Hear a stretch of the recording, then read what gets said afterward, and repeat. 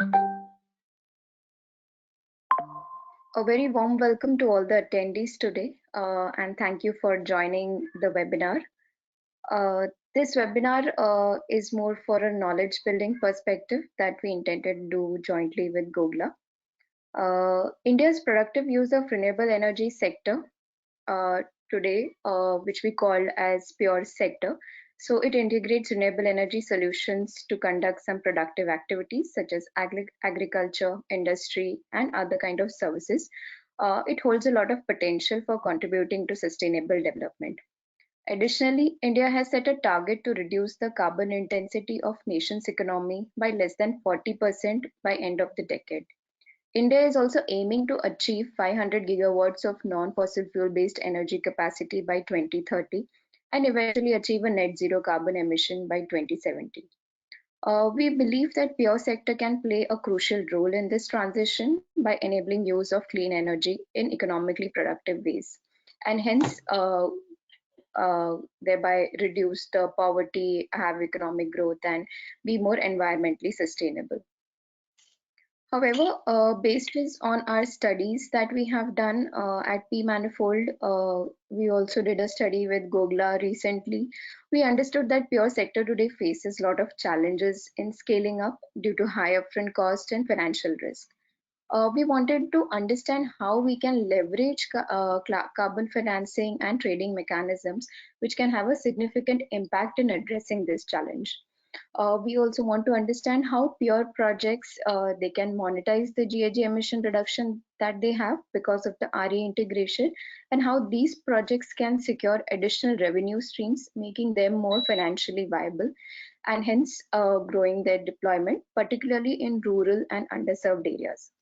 Hence, we thought of organizing this webinar jointly with GOGLA, which is Global Off-Grid Lighting Association, who have a very vital role to play in this segment. Today, I have an amazing and interesting panel with me. I have Mr. Praveen from GOGLA, who is the regional representative for GOGLA from South Asia. He's been playing a vital role in this sector, working in this sector. He has a lot of experience on working in these projects. We'll hear from him how GOGLA is kind of looking at this particular segment, looking at integrating carbon financing and trading in the pure sector. Then we have on our panel Mr. Manish Labkara, who is the Managing Director at IKEA Energy Services Limited, which is a leading developer and supplier of carbon credits in the world. He is also the president of CMAI, which is Carbon Markets Association of India, which is helping India in its net zero journey by 2070. We also have Ms. Anshika Gupta. She's manager at Gold Standard that sets the standard for climate and sustainable development interventions that quantifies, certifies, and maximizes the impact. Along with me today, I have my colleague Akshay Gattu, who is leading the carbon practice at pManifold. He will help us dive deeper into understanding the potential of pure and also what the world is talking about when it's come to integrating carbon financing in the pure sector. We'll go ahead and do a lot of discussions with our speakers, understanding from them what it means, what does carbon financing mean for pure sector, and how it will look for the for pure sector, and any real world examples if they can cite to us. Let's move ahead with this flow for today's webinar. And now I call upon Praveen to share his views on the topic, and then we'll go ahead with Akshay. So over to you, Praveen. Thanks, Yamini. I hope I'm audible. Yes, you are. Thank you, Yamini and the pManifold team, and good afternoon to all the listeners to this webinar, and welcome Manish and Anshika. And thank you very much for coming to this webinar, which is a continuation of the work that GOGLA did with pManifold. As Yamini was explaining, so we have been doing some work on productive use now for almost a year, and to understand where the ecosystem stands today as to what is the status of the pure markets today, we did a small study with the help of pManifold, and it threw some interesting points. So if you Later on, I hope there are slides that will be shown, and we found that the market has huge potential. I mean, the numbers that we see for micro solar pumps or dryers and other products from the solar productive use side, it all looks like numbers in millions. So obviously, this is a huge market. We're talking about, I think, only on the agriculture side, we're talking about some 46 billion US dollars worth of market, and very, very, very little, headway we have made. So it's largely untapped. And we also found that there are so many challenges in this space, and the challenges is across the ecosystem. So it's like technology itself needs a lot of innovation. It needs very stable players. It needs quality control. It needs after sales service. And one of the key areas which came out in the study, of course, as we know, it's a common problem for the entire DRE sector, as we may call it, is the need for finance. So that came out as a huge need, and therefore, one of the ways to alleviate the problem was to look at the carbon financing market. And we, as GOGLA, and after the study also, and apart from the study also, we are trying to look at this area of solution to offer. How does the carbon market actually help, uh, ease some of the problems that the that lack of finance poses to the sector? Quickly coming back to the introduction that Yamini gave about GOGLA. So now we are not actually Global Off-Grid Lighting Association. GOGLA actually is not an acronym now. It's a name for association, which is a Solar Energy Companies Association, which is a global association. We are based headquartered out of Amsterdam. We do a lot of work in Africa and now also in Asia. India is becoming more and more important for us, and therefore all these initiatives, one of which you hear about today, is part of that. So thank you again to all, and thank you pManifold for having us with you in this journey. Over to you, Yamin, you take this conversation forward. Thank you so much, and look forward to an interesting discussion. Sure. Thank you, Praveen. Thank you so much. Just for attendees who have joined, please keep posting your questions in the chat box. We will take as we complete speaker presentations, and we will talk to speakers about your questions. Now I call upon Akshay to please come up and share his point of view, his perspective that he has understood in the PR segment, and share with the audience. Sure, sure. Thank you, Amini, and very good afternoon, everyone.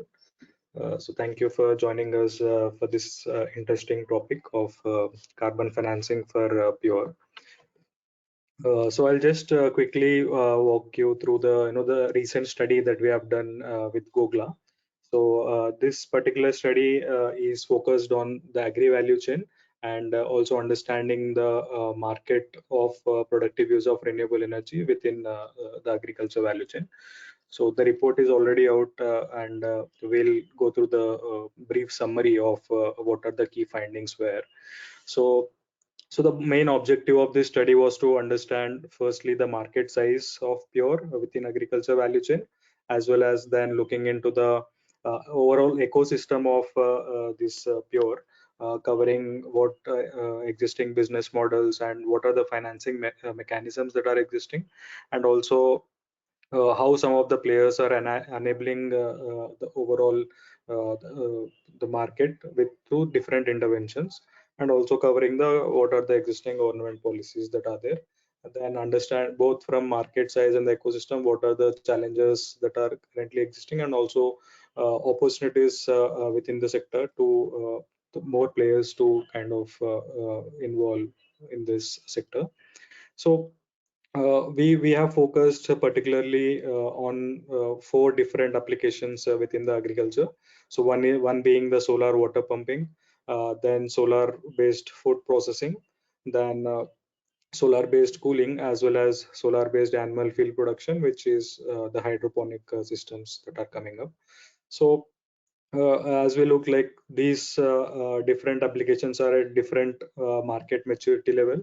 So solar water pumping being like one of the mature technology which is already a commercial market in India. This has a potential, I mean large potential, although about 5 lakh pumps are already deployed.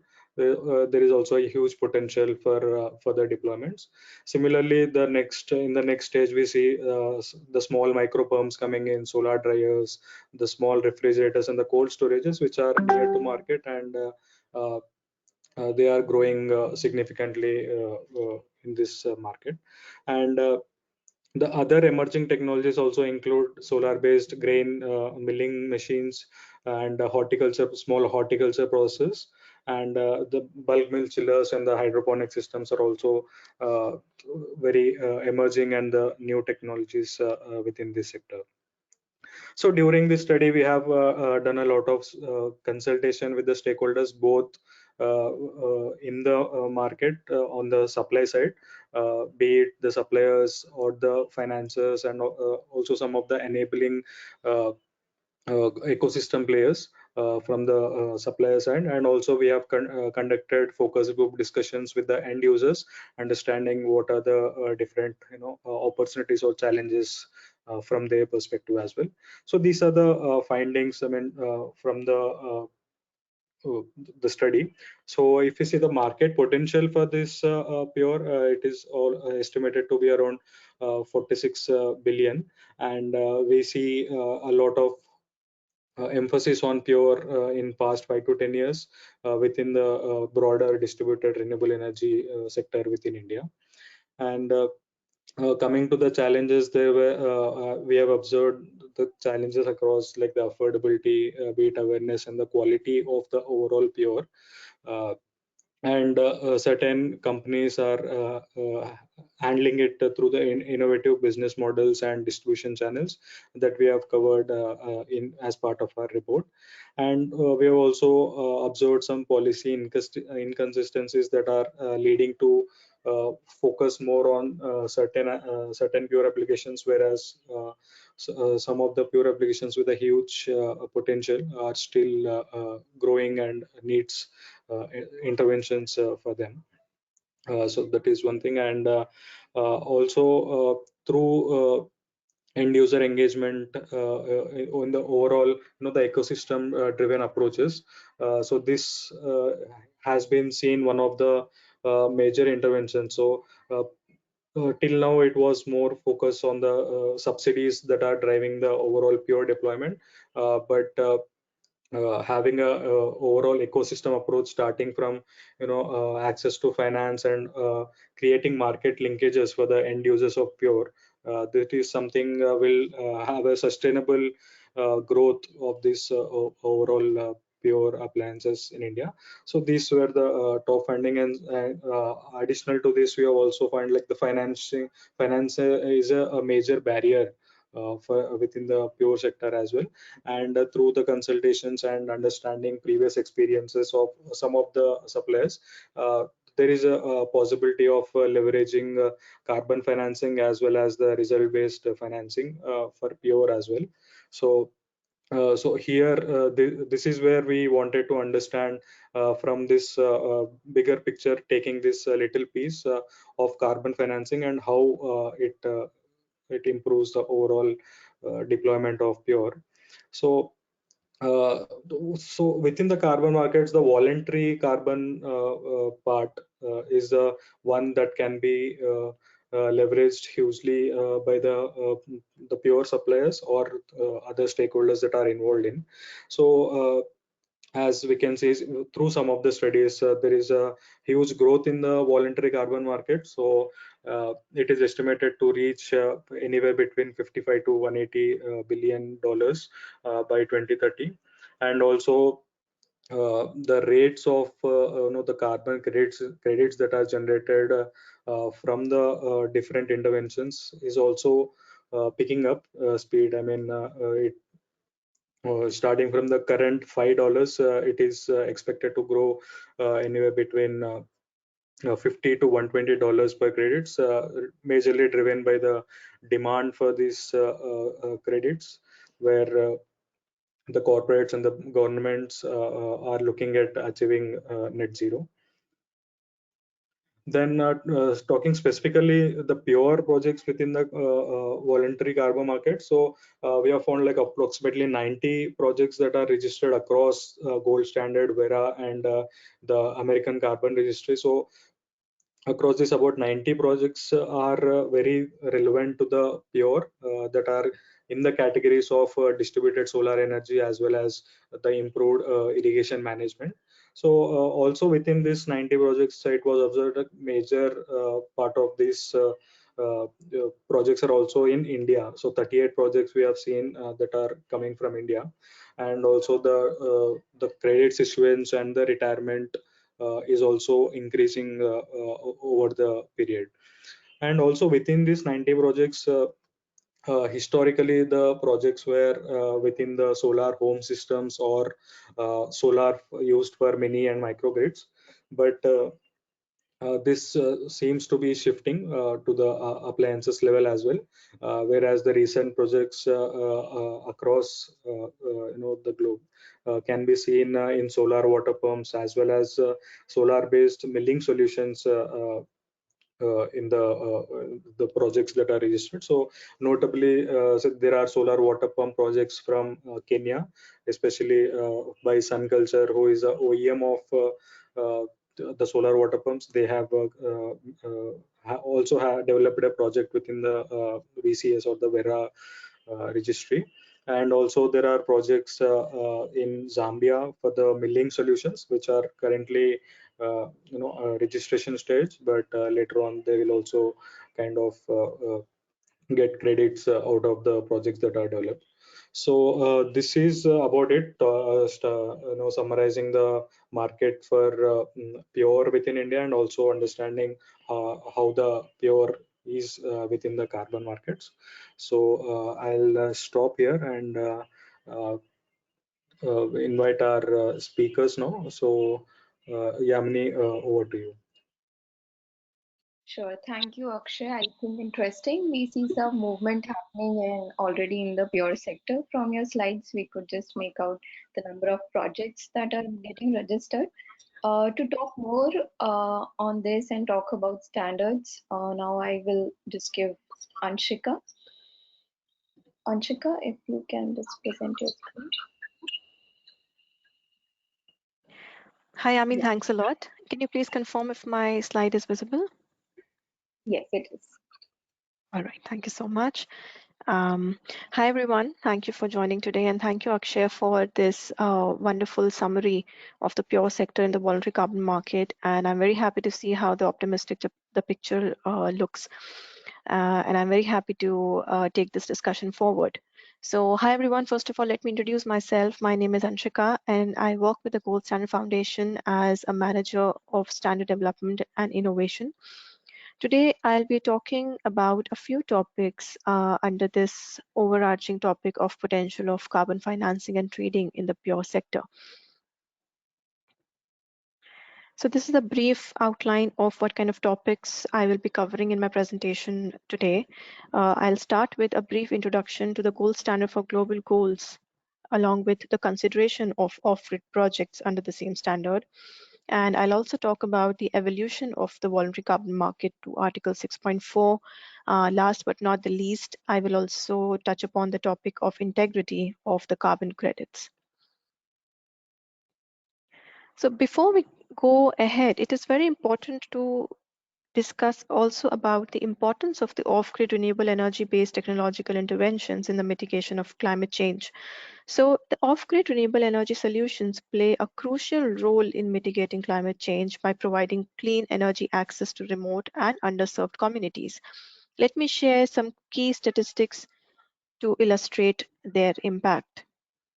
Off-grid solar solutions such as solar home systems and mini-grids have the potential to reduce up to 1.5 gigatons of CO2 equivalent emissions annually by 2030. This reduction comes from replacing traditional energy sources like kerosene lamps and diesel generators, which are widely used in off-grid areas. These decentralized renewable energy systems can contribute significantly to global climate goals. According to IRENA, off-grid RE systems could achieve over half of the emission reduction needed to meet the 1.5-degree target of the Paris Agreement by 2050. Off-grid renewable technologies such as solar PV, wind, and mini hydropower could displace between 80 to 100 million tons of CO2 emissions annually by 2030, particularly through rural electrification efforts. And lastly, off-grid renewable projects are vital for supporting climate commitments in least developed countries. These projects are projected to contribute to over 40% of the emission reduction targets outlined in the National Determined Contributions by 2030. So touching upon why do we need a standard? So the primary aim of a standard, and especially for gold standard for global goals, is to mobilize finance towards the GHG mitigation actions, which include sustainable development activities and the policies. And what could be those source of finances? It could be through carbon credits in the form of GSVERs or CERs, or other SDG impacts, or investment funds, or any other source of finance. And they come through multiple kind of end use activities such as community services or renewable energy or waste management, transport. The available options are many. This is a brief of a GS for GG certification process. So to achieve this mobilized finance, it's important that a project goes through this journey with a voluntary carbon market standard. So if I have to talk about the journey of a project in the gold standard for global goals, it starts with project developer planning a project, conducting a stakeholder consultation, and also an assessment on the lines of safeguarding principles. And they submit this entire assessment to the certification body for a preliminary review. After a successful completion of the preliminary review, the listing of a project is finished, and now the project is called a listed project. Once the project is listed, the project developer has to move forward with the final project design, get it validated by a VVB. VVB is a validation verification body which is approved by gold standard. So once the project developer gets it validated by a VVP, they again go for a design review with the certification body. Once the design review is finalized, the project is called a certified design project. Once the status for the project has been achieved, the project developer proceeds for monitoring and reporting. Once it is done, they again have to approach a VVB for the verification and certification body for a performance review.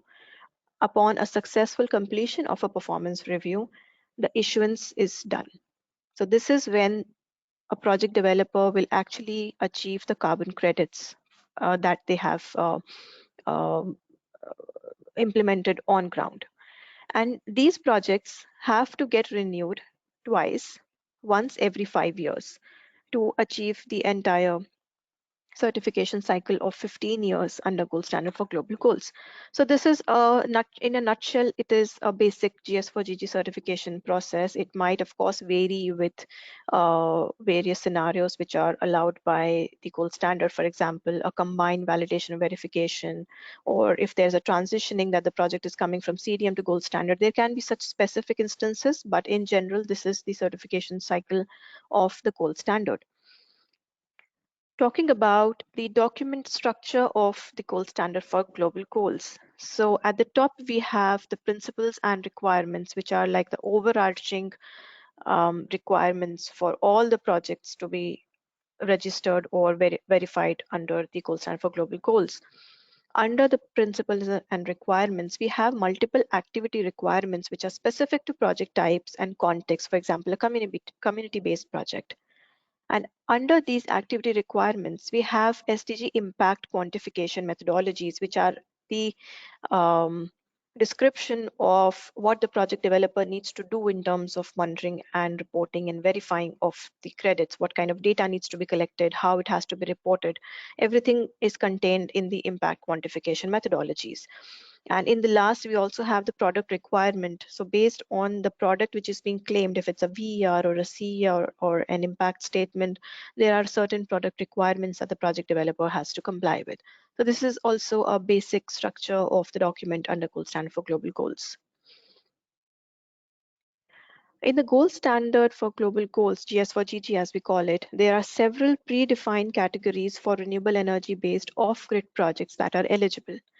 These cover a range of RE types, including solar, both PV and thermal electricity generation, tidal and wave energy, wind, hydro, geothermal, waste to energy solutions, and of course the renewable biomass. The key criterion here is that these technologies are connected to mini-grid or off-grid solutions specifically designed for targeted users or applications. This is particularly relevant for remote and underserved areas where connecting to the main grid is not feasible.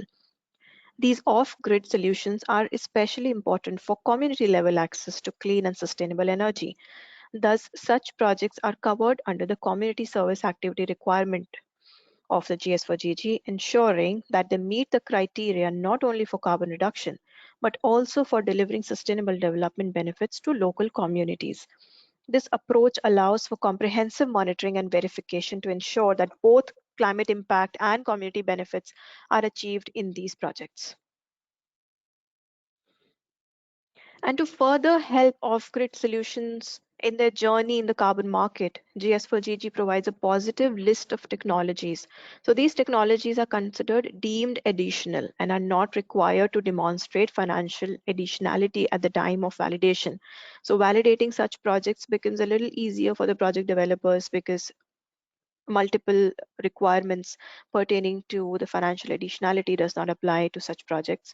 And on the screen, you can see a summary of the technologies which come under the positive list, such as the solar technology, both PV and thermal electricity generation, if it is off-grid, of course. Then we have offshore wind technology, marine technology, and also building integrated wind turbines or household rooftop wind turbines up to a size of 100 kilowatt. These are just a few examples, and further details on this are also given in the community service activity requirements. On your screen right now, you see the available and the most used emission quantification methodologies available in the voluntary carbon market right now.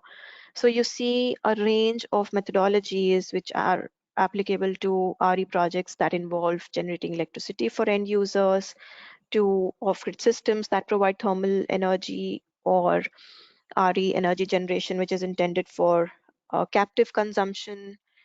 And there are a few methodologies for also which apply to off-grid households using solar cookers, which replaces traditional biomass.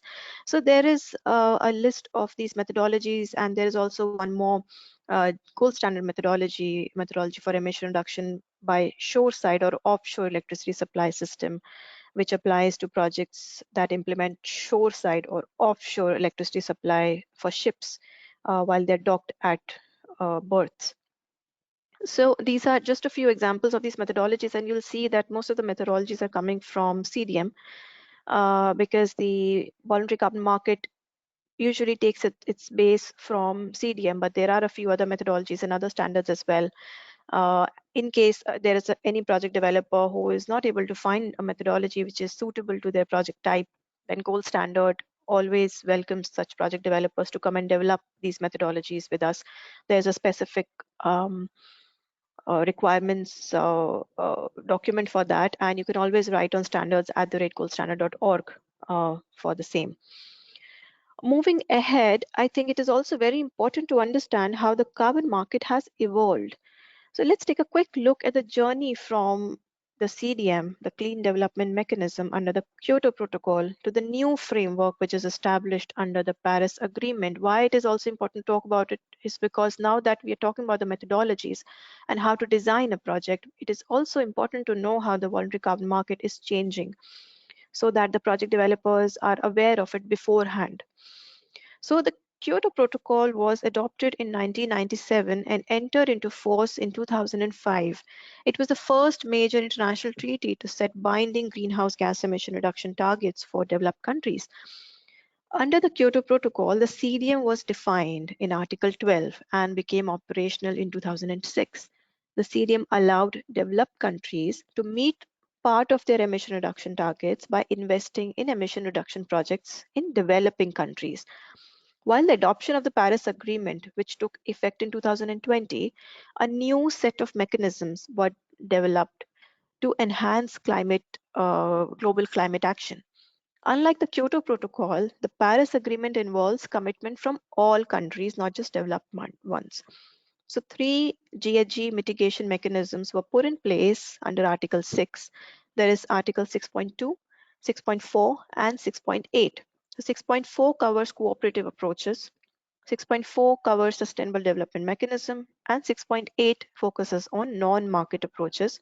So we are not going to touch upon 6.2 and 6.8 today because they are slightly off the topic that we're trying to discuss today. We'll talk more about 6.4. And in Article 6.4, the SDM, Sustainable Development Mechanism, builds on the experience of the CDM but aims to operate with more robust and updated rules that align with the Paris Agreement's goals. From 2020 onwards, many projects are now transitioning to this new mechanism, the SDM, which focuses now just on reducing emissions, but also on ensuring sustainable development and contribution to the host country's climate goals. So in a summary, the market is moving from the Kyoto Protocol CDM to the Paris Agreement's more inclusive and comprehensive Article 6.4 mechanism, reflecting the evolving landscape of international climate policy.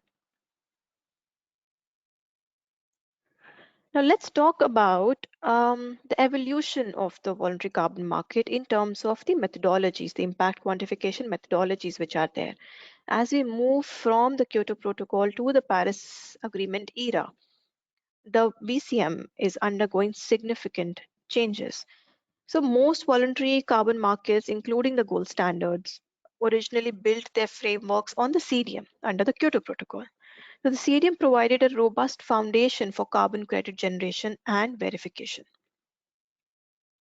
With the shift to the Paris Agreement, the CDM is evolving into Article 6.4, like we just discussed.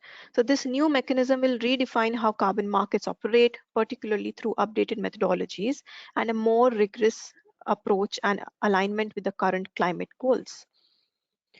So talking about a little in what kind of changes do we envisage to take place under Article 6.4? Number one would be methodologies will now employ more conservative and dynamic approaches to baseline setting to ensure projects deliver real and additional emission reduction.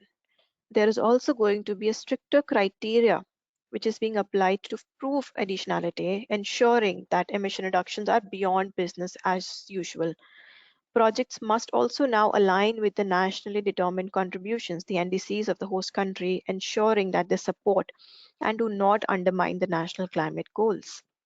The focus is on projects that deliver emission reduction that exceed the host country's climate targets, driving greater climate ambition. And lastly, it will also see a strengthened monitoring, reporting, and verification requirement to ensure high levels of integrity and transparency. Proof of corresponding adjustment will be critical to avoid double counting of emission reduction.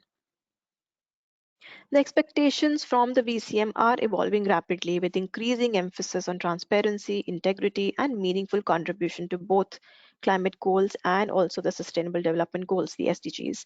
These changes reflect the evolving landscape of the VCM, ensuring that it remains a credible and effective tool for driving the global climate action.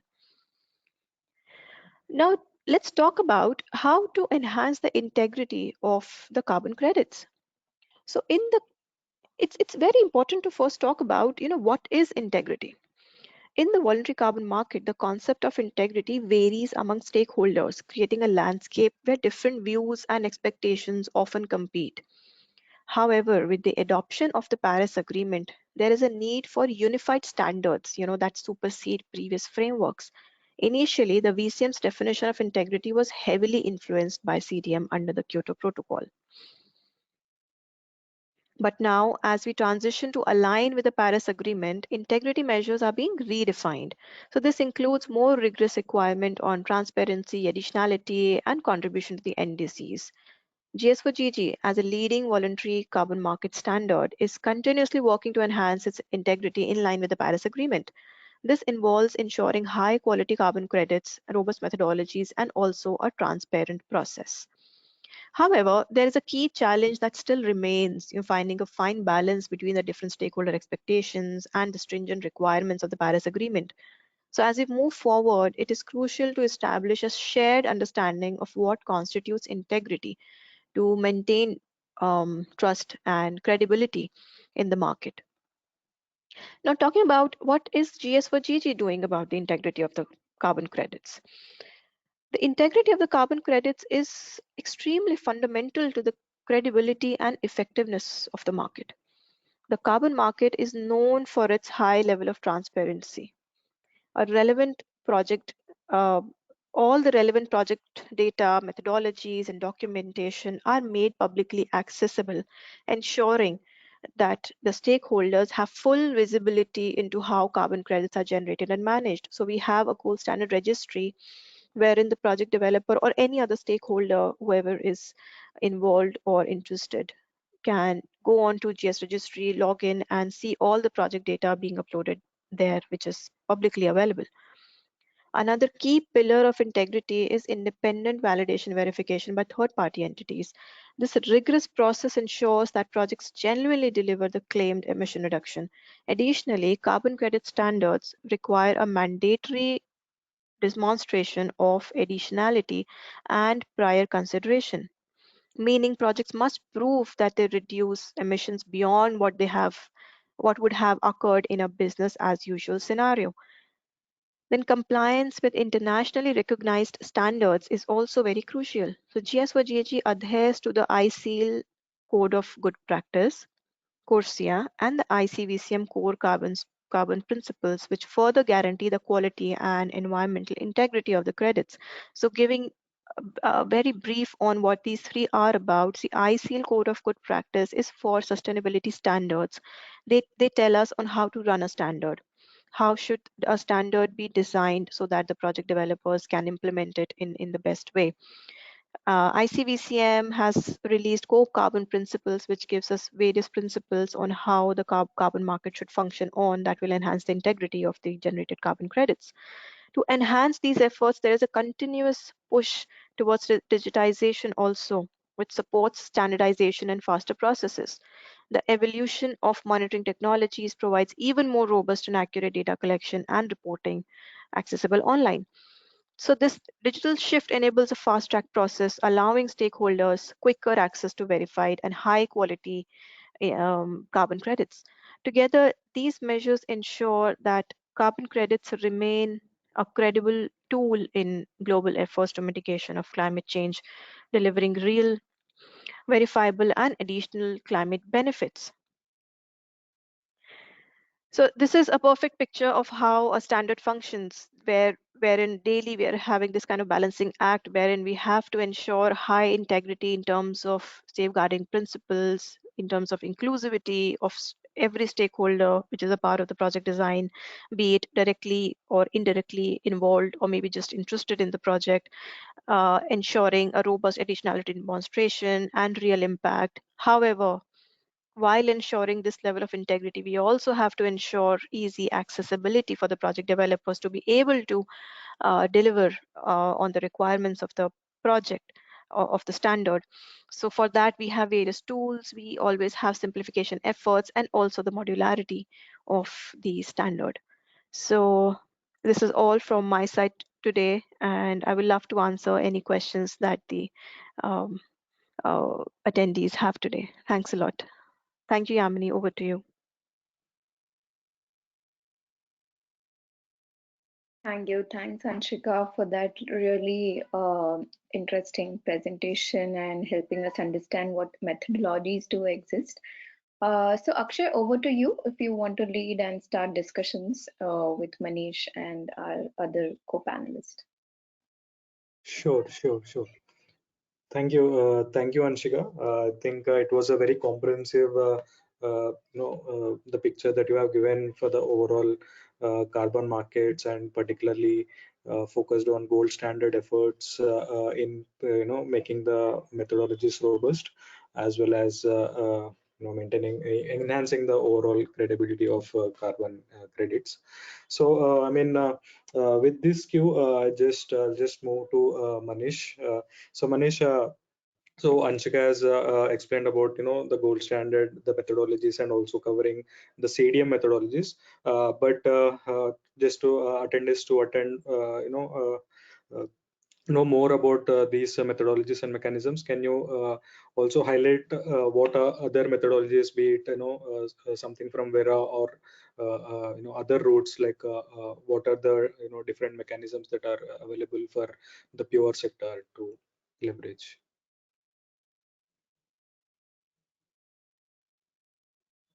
Think Manish, you are on mute. Yeah. So I do have. Thanks for having me at this webinar. I do have one presentation, small presentation of mine, to show what are the different options, what are the different methodologies, and different programs which are there in the present international voluntary carbon markets. So just a minute, I will share my screen. Just a minute. You can present it.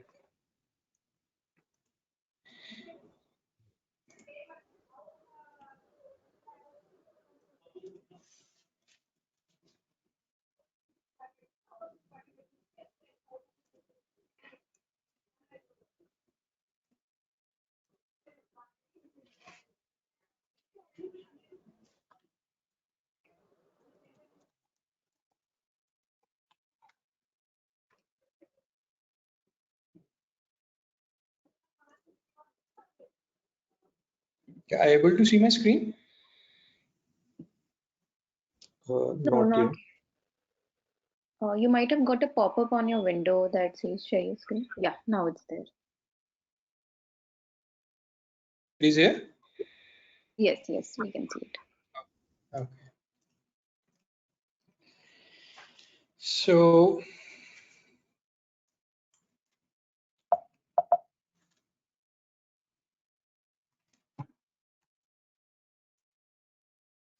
yeah, about EKI. EKI is one of the listed company which is here into the carbon credit domain. We are one of the world's largest carbon credit project developers, especially for the renewable energy projects. These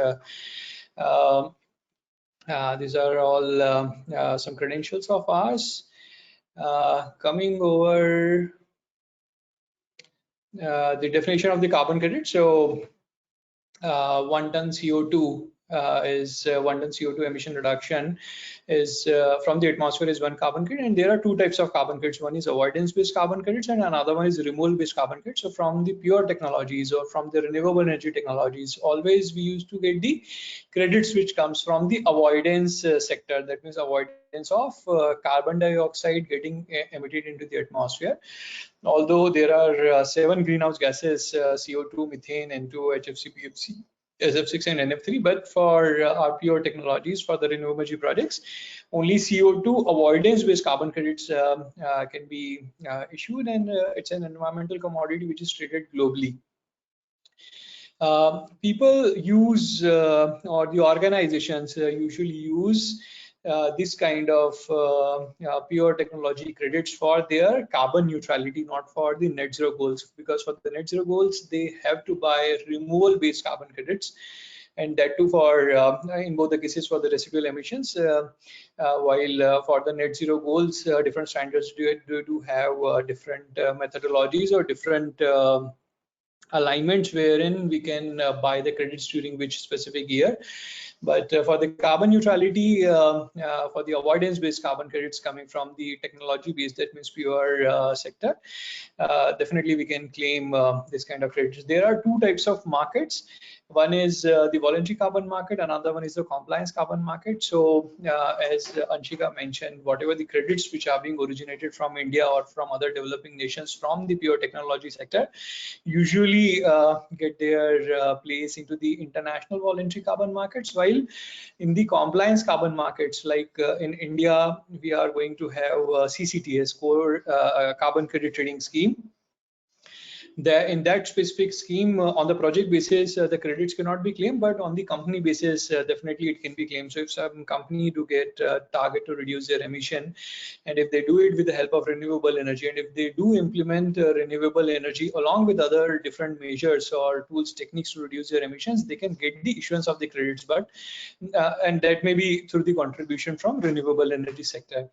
Into the international sector, international, specifically Paris Agreement or CORSIA.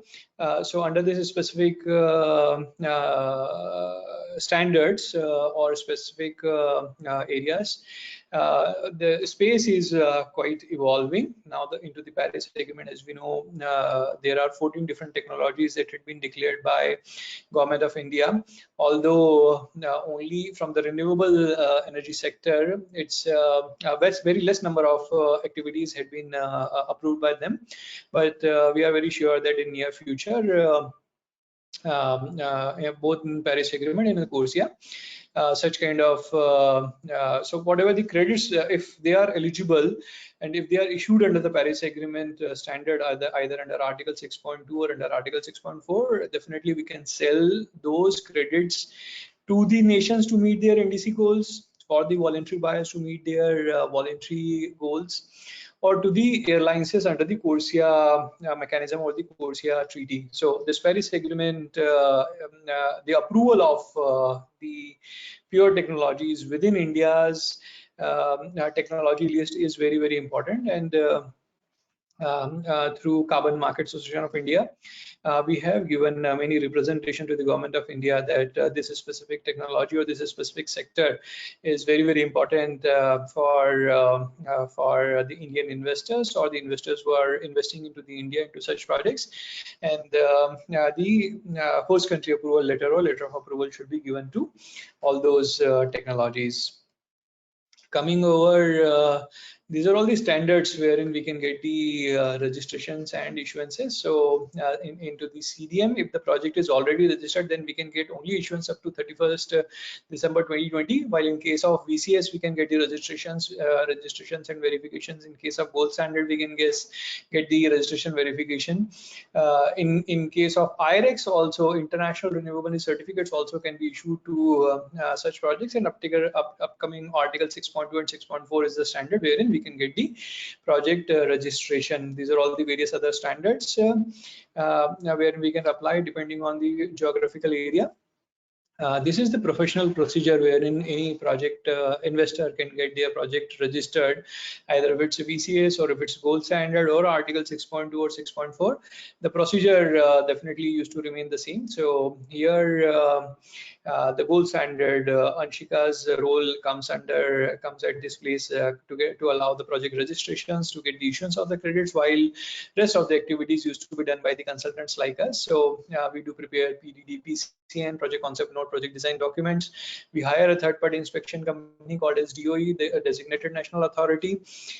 If it's Paris Agreement, if you want to apply under Article 6.2 or 6.4, then we need to take permission from DNA. In India, DNA is designated national authority. That means Ministry of Environment, Forest and Climate Change.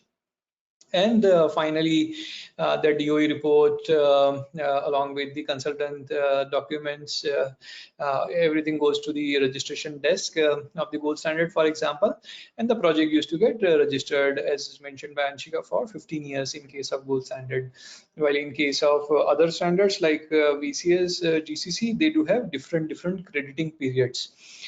Some do have fixed crediting periods, some do have variable or renewable crediting period. So this is the step number 2. We call it as the validation and registration process.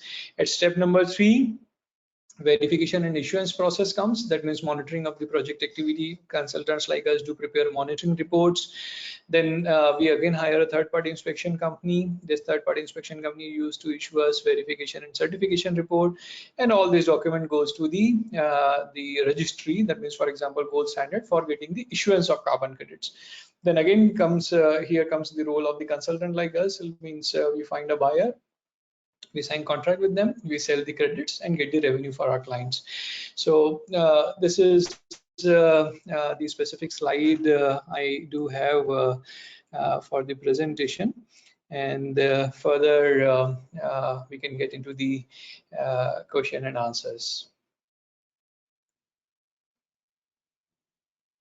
Sure. Thank you, Manish, for this brief presentation, but very pointed onto the details that are, the audience might want to understand for the different carbon markets. And so, taking the cue from the, the process that you have just shown, starting from project development to, the verification and registration, then issuance of carbon credits, and then finding a buyer and selling. So overall, for the general understanding of the audience, like what is the time period that involves in each of the steps, starting from developing a project, the registering, and also buying by finding a buyer and selling the overall credits. So as the whole step can be divided into three parts, as I mentioned. One is getting the validation and registration. That means validation by DOE and registration by the standard like gold standard or VERA or Global Carbon Council or Article 6.2, 6.4 or other different standards. Second step is and usually takes depending on the complexity of the project, depending on the capacity and other different parameters, it takes around 6 months to 18 months during this point in time. It is quite large variation is there from 6 to 18, but yes, that is the real factor which is there in the voluntary carbon markets. For getting the issuances, again, it takes around 4 months to 12 months. Verification by the third-party inspection company, that is DOE, and issuance by the standard like gold standard. So this is the second step, which takes around 4 to 12 months. And the third step is selling of carbon credits. So depending on the volume, if the volume is very high, if it's in the million, although for the small scale pure technology, it would not be there in the million, but maybe a few thousand or lakhs would be the number for the same. And it depends over the trade price which the seller is looking for. If they are as of now, the prices are ranging in between $1 to $5 for the credits originated from India, depending on the capacity, SDG parameters, the standard for which the project had already applied for the registrations or verifications. So, and usually takes up to 1 to 6 months for the trading of credit. So first revenue, the client should expect at the end of year second. Considering all these complexities and the time taken by various entities which are involved into the successful revenue realization of the project activity. So we do have various stakeholders. Like first stakeholder is the investor, who had already invested into the project activity. Second stakeholder is the consultants like us. Third stakeholder is third-party inspection companies or DOEs like RENA or TUV Sud, TUV North, TUV Rhineland, DNV, SGS. So these are all the third-party inspection companies with which we work. Then comes is the buyer's due diligence. Buyers who do select the project activity for procurement of the credits to achieve their carbon neutrality. They may usually take some time to do due diligence. Then if it's a tendering process, then we have to wait first to get the results, then due diligence, and then successful transaction, which may take 15 days to 3 months, depending on the multiple approvals or multiple procurement processes. The big organizations, they usually have high due diligence and the large procurement or long time consuming procurement processes, while the smaller organizations, they usually take the decision and procure the credits within 15-20 days timeline. So these are all the timelines which usually remains involved for getting successful trading of the carbon credit. And once, for example, if it's at the end of 2 years, we get the first revenue, then every year with a frequency of 1.5 years, we would be able to apply for the verifications and get the issuance of the credits. So this is how the whole project activity usually goes through. Sure, sure. Thanks, thank you, Manish, for answering that. I mean, now we understand that what is the timeline that involves in the overall, and through this, you also mentioned one of the important point on overall the cost or the transaction cost that involves for overall the development of this project. So, so here, can you kind of help us understand like what is the cost that is involved from a consulting point of view? Maybe if you can highlight it through one of your project, maybe something in the pure sector. So yeah, So something around. around, since there are 3 or 4 different expenses streams, one is the cost of the consultants like us, one is the cost of third-party inspection company, third one is the travel related associated costs, travel and accommodation, and the fourth cost is related to the registry or the standard cost, like for example gold standard. So they usually charge listing fee, registration fee on per credit basis, issuance fee on per credit basis. So these are all the 4 different expenses streams that we do have for getting successful registration and issuance of the project activity. The cost usually varies on the size of the project, but typically cost may range in between 15 to 25 lakhs, which includes all different variables that I've mentioned, 4 different variables which I've mentioned, and the investor they have to pay as the project moves on the milestone basis. So this is how the whole cost distribution used to be there. If the project is very large, for example, if the project is very small, and if you will not be able to even earn 10 lakh rupees, but we have to invest 15 lakh rupees, for example, then the another option is to do bundling of the project activity. So if the one project activity is located in Jammu Kashmir, and if another one is located in Kerala, for example, in Thiruvananthapuram, then those 2 projects we can club and form a single project activity and then apply for the registration. So the transaction cost usually will do go high, will do go very less, and then the project activity or the financial feasibility to invest into the project activity for carbon credit project cycle uh, goes viable. Sure, sure, understood. So I think having this understanding as well.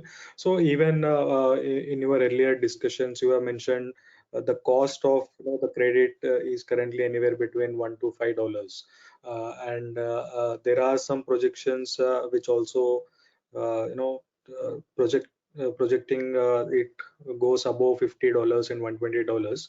So just to understand, like what are the key levers for this pricing? I mean, what is the driving factor for the overall cost? So anything around it, like if a project developer is kind of expecting a certain revenue, so what are the things that they have to keep in mind to have a better pricing, or avoiding the risk of getting a lower price for the credits? So again, there are various parameters. If we do consider while doing project registrations or verifications, then definitely would be able to achieve very good price.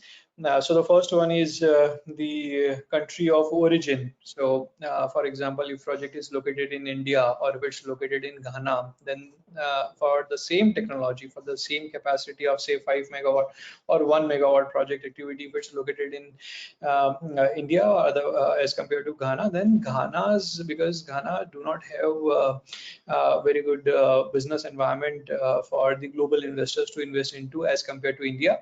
So very less number of projects usually goes to those nations, and since the number of projects are less, then the prices and then the installation cost will also be very high as compared to the country like India. So that is why because of high cost and low credit availability, high investment cost for the project activity. That means buying the solar panel and installing, generating the power.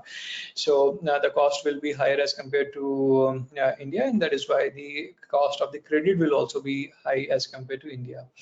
Second thing is the technology. Various buyers, they do have various requirements. That means that they only wish to buy specific technology, and if that specific technology is not easily available within the market, within the geographical area wherein they are looking to buy, the country of origin or the host nation they are looking to buy, then for the specific technology also, if the number of credits available are less, then buyers or the sellers usually they charge highest, and the buyers also willing to pay higher for the same. Then depending on the program wherein the project is being applied, so it varies with the gold standard, with the VCS, with the GCC. If the same project is applied in gold standard as compared to VCS or as compared to GCC, then usually at the present, in the present carbon market scenario or voluntary carbon markets, the gold standard projects used to get higher prices as compared to the other different standards.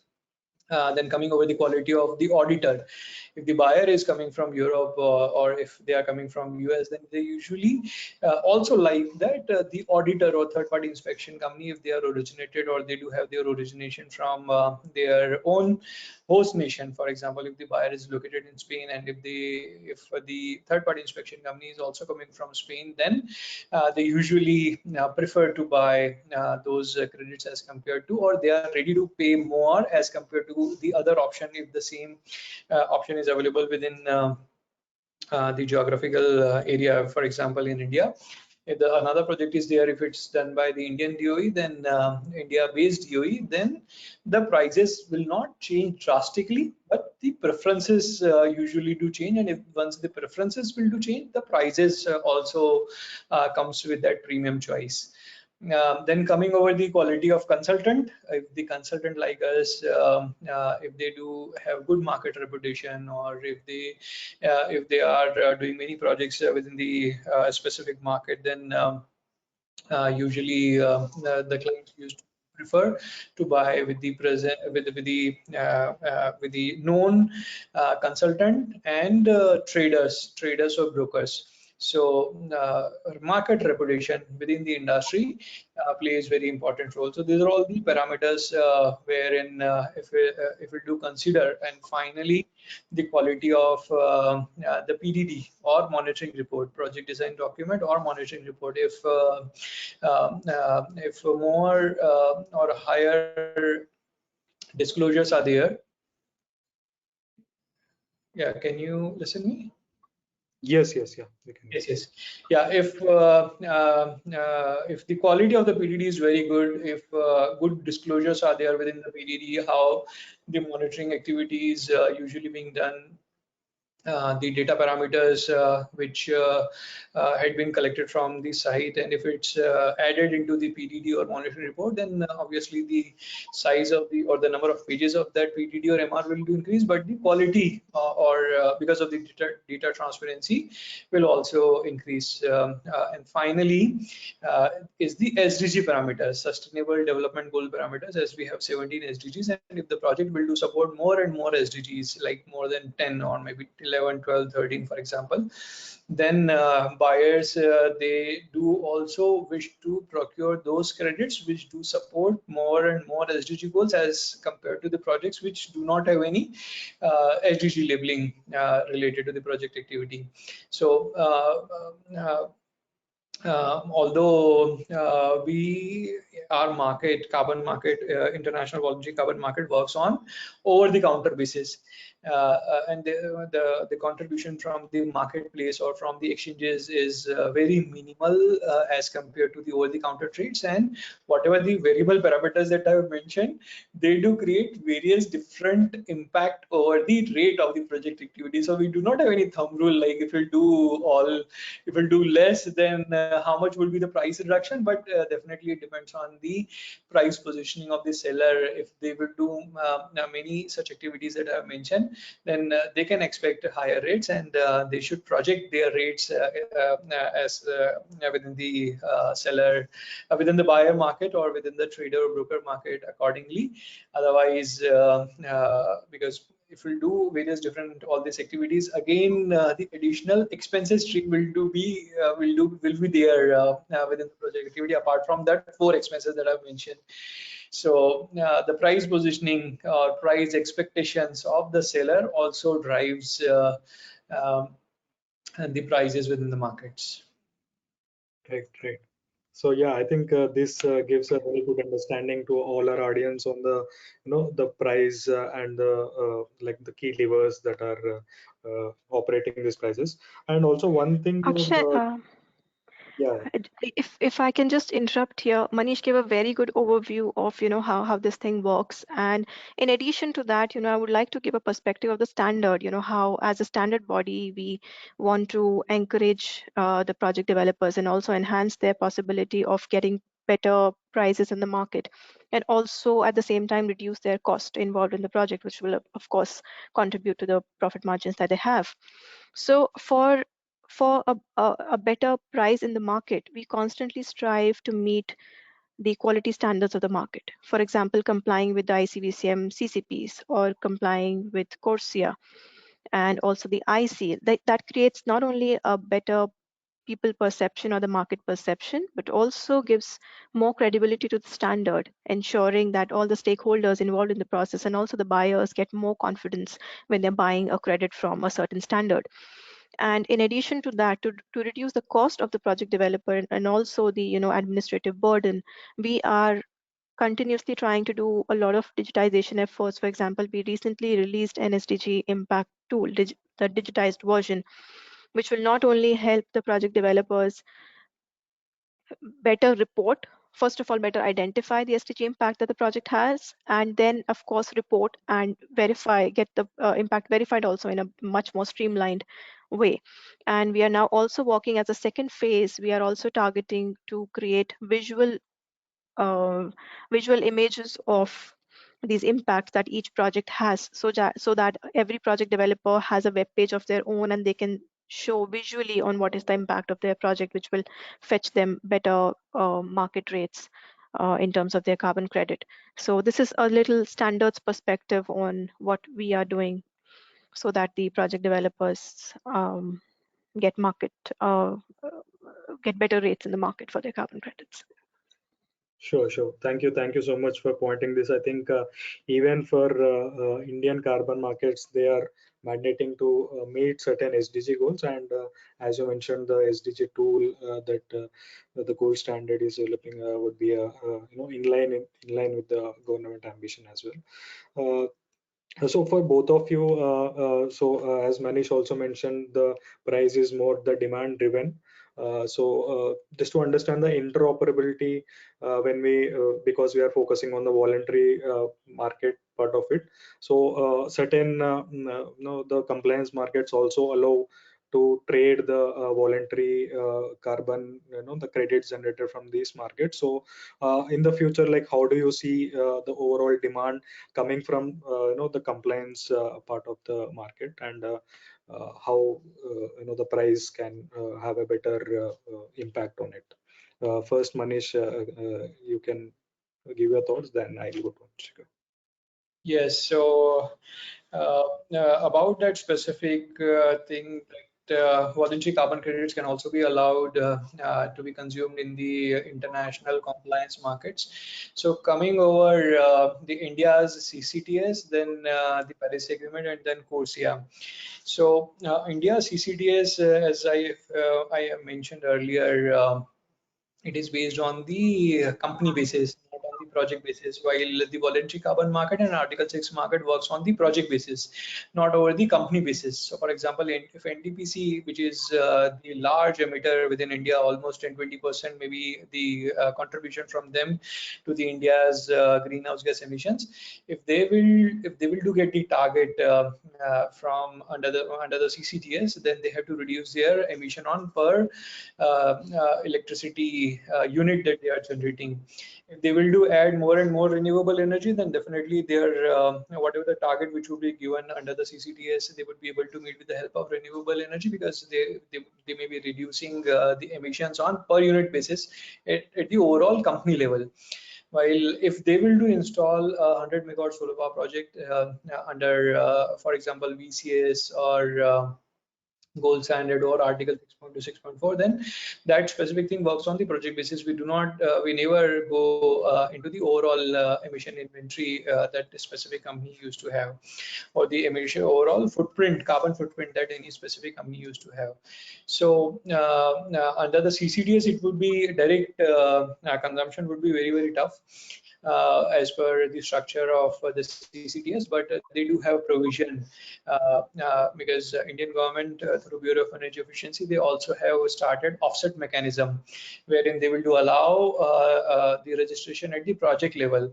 And maybe in the near future, which the policymakers do have in mind, that once the India's CCTS CC carbon credit certificate rates will go very high, and if it will do create high impact over the India's GDP, then probably in next 2 to 5 years timeline, they may allow up to 5% or 10%, which EU ETS from year 2005 to 2020, they also have done the same thing, that they were allowing international offsets to be swapped between EUA's, European Union allowances, and India's or CDM mechanism credits, maybe originated from India, China, from other nations. So this is how the EU ETS was working from 2005 to 2020. Similarly, Korea ETS or Japanese ETS, they also have plan to consume credits coming from the Article 6.2 or 6.4 to get consumed under their compliance carbon markets. Corsia, if any project is approved or the letter of approval, if it's given by Ministry of Environment, Forest and Climate Change, then definitely those credits will be eligible under Article 6.2, 6.4, and surely will be able to sell under the Corsia mechanism. So these are the three different sectors: Paris Agreement, Corsia, and another one is the National ETS, National Emission Trading Scheme, wherein the voluntary credits they may have, or the credits which are coming from pure technology may get their position to be sold and get higher rates as compared to the voluntary carbon markets, because compliance always used to yield higher rates as compared to the voluntary one. Yeah, and the voluntary carbon market is already, you already have showed through your slide that we do have high potential to grow from 50 billion to probably 200 billion by 2030, and definitely the fourth sector, that means or the only sector, established only sector we do have for the credits originated from India is the international voluntary carbon markets. And definitely as the market will grow, the market size will grow, the prices will also improve, considering the integrity ICBCM approval for all those technologies. Definitely would be able to yield very high rates within the voluntary carbon markets also. Thank you. Anshika, do you have any points to share here? Yes, Akshay, I completely agree with whatever picture Manish just gave right now. And in addition to that, from a standard perspective, I can say that voluntary carbon market is going to grow. It has huge potential, and there's a lot of interest from the market as well. However, as we see right now, like right in this moment, what we see is that in-demand credit would have a few characteristics. For example, it'll have high integrity, high quality. It will not only be about climate change mitigation, but also about multiple benefits, about adaptation, or maybe coming from a lot of breakthrough technologies. So these are a few standardized definitions like I mentioned in my presentation as well. We need to define what is integrity. We need to have a consensus on this. So that is the road that we are walking on right now as a standard, wherein we are having a lot of discussions and a lot of research on how to have these standard characteristics defined, so that not only the project developers know what they have to do, but also the buyers know what they're buying, and so that they can give a proper price for the carbon credit that is available in the market. Thank you, Anshika. In the interest of time, I'll just take one last question. On the MRV part, because as we are moving to the digital MRV, like even the ICVCM, VCMI, they are focused on the digital MRV process. So how do you think IoT or the blockchain, how big a role these can play in overall making these carbon credits more credible? So I would Manish. like Anshika to answer this because they are the standard making body, and we are the implementers or the adaptation agency, wherein whatever the standards had been developed or the best guidelines had been developed, we do refer the same and of to implement within the project activity, so that the more transparency and integrity issue or the integrity concerns can be assured or ensured. So many standards are working over DMRV, and the gold standard is the leader in doing all these innovative things to create more transparency and trust within the markets. I request Anshika to throw more light over the same. Although whatever, like the voluntary carbon markets is suffering through the quality of carbon credit concern, and various different international bodies are working towards defining the same, like ICVCM or ITA and other different organizations. But while opting for the DMRV, definitely it is very easy for the pure technology, because the electricity is getting generated at the source only, and that a small amount can be used for the DMRV applications, digital monitoring, reporting, verification. But for other technologies, it is not maybe not viable because of availability of electrical energy and the telephonic network or the internet available within the geography wherein the project is located. But for the pure technology, I do believe it is easier as compared to the other community-based technologies. Over to you, Anshika. Thank you. Yes, Manish, absolutely true. It is slightly easier for the pure technology projects to achieve DMRV. And before I go any further, I want to say DMRV is the future. It will definitely be developed further, and as a standard, we are also developing a completely digitized certification platform as well, so that everything is digitized and there are no apprehensions on what is being reported, validated, or verified. That will enhance the integrity in the market. Secondly, we are moving from survey-based information collection to metered information collection, which is slightly easier, of course, for the pure sector projects as compared to any other community service activity project, such as a cook stove distribution. But even then, we did create a metered and measured energy cooking methodology for that. So the narrative is definitely moving from apprehension filled or survey based monitoring to a more robust and a metered monitoring, which can be cross-checked, which is real, verifiable, and measurable in concrete terms, and there is no scope for any apprehension in the data that is being reported.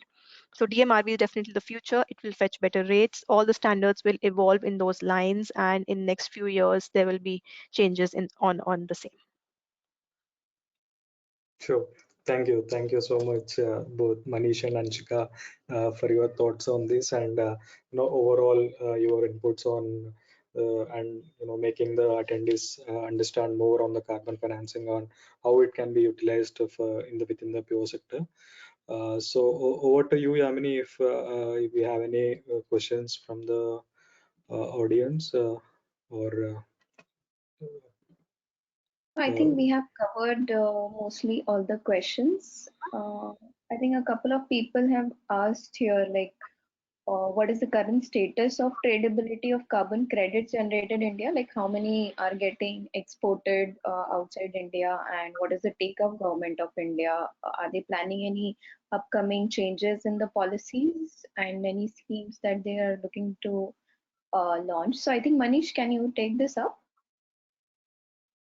Yeah, so in India, with the policymakers and with the other different stakeholders, there is a myth that whatever the credits which are being generated in the international voluntary carbon markets, like for example, if we do get project registered within gold standard or other standards, then either the government of India may be having some interest to ban the export or to use those credits for their own NDCs. So the thing is, for the voluntary carbon markets, definitely whatever the credits originated within the host nation like India, the credits definitely will be counted within the NDC, depending on if government is collecting data from the specific sector wherein the project is located. For example, pure technologies, although those technologies are very of having less capacity, low capacity, and getting the data to the government through single portal may not be happening. So probably those credits may not be counted within India's NDC. But for the larger projects, for example, 100 or 200 or 500 mega projects, definitely those credits will be counted under India's NDC. But the thing is, if we do sell the credits, then we need not to take permission from DNA, designated national authority. And if we are not taking permission from them, then that means we are not having corresponding adjustment certificate. And it means there would not be any problem, because since we are not taking permission from MOFCC, so we do not have any problem to sell the credits within the international voluntary carbon markets. In fact, all nations, which includes India, do support the international voluntary carbon markets, because it helps non-emitting sectors or non-state actors to play their role and support 1.5 degree centigrade temperature ambition we do have, which we do have in the Paris Agreement era. So definitely there's no any problem related to the exports of the carbon credits within India from the pure technology, as you mentioned. Some 20-30 projects are there, and I believe since the project capacities used to be very small, so the number of credits may not be more than 1 million.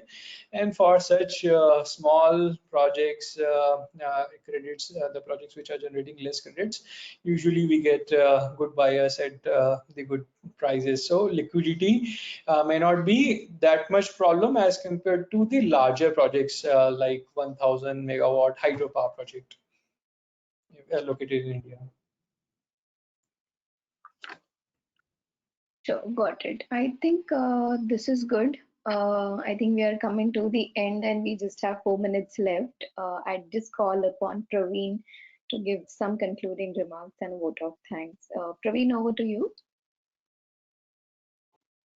Hey, thanks, Yamini. This was excellent, and some of it we could definitely catch, and I'm sure a lot of people gained out of this knowledge that was shared today. It was excellent.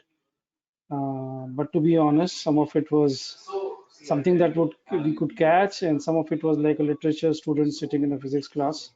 So maybe we need to connect separately with some of you, and I am sure many of the attendees would like to get to know more of the details, and we'll connect with you directly. So as we from GOGLA will see how this works for us. But I think this is very interesting and very, very encouraging what you said. And we are pursuing this topic. So this is not the end. This is just the beginning of discussions through this webinar. And we hope to do a lot more in the coming days. Thank you so much, Manish. Thank you so much, Anshika and pManifold. Yes, Yaman. Thank you everyone. I think this was really great. Thank you Manish, Anshika and Akshay for putting in all the efforts. I think we'll stay connected more, Manish and Anshika, and I think we will pick up some successful case studies and maybe add more implementers to our panel and discuss what is their take on this and how they are seeing this sector, right?